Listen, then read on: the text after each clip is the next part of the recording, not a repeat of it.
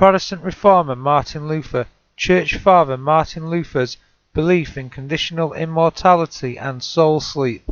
In contrast to the views of John Calvin, throughout his life, Luther maintained that it was not false doctrine to believe that a Christian soul sleeps after it is separated from the body in death, and accordingly he disputed traditional interpretations of some Bible passages, such as the parable of the rich man and Lazarus.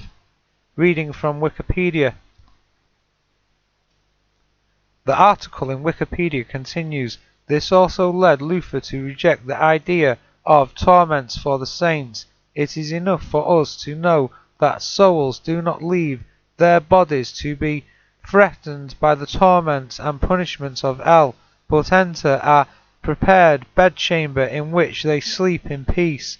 He also rejected the existence of purgatory, which involved Christian souls undergoing purging sufferings after death.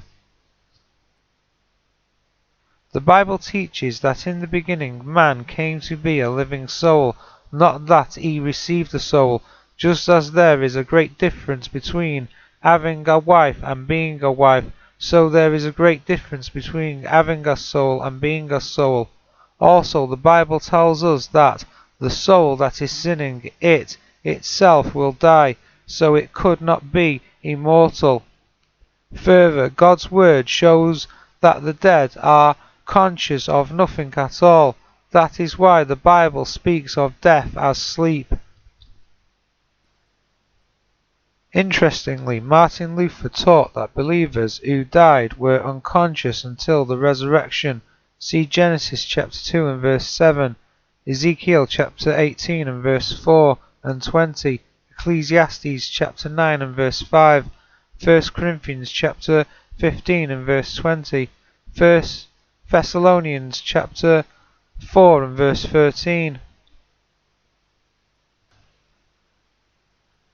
Martin Luther wrote concerning the word soul in biblical Hebrew, it refers not only to a part of man, as we Germans speak of the soul, but it refers to the whole man as he exists with his five senses and as he maintains himself with meat and drink.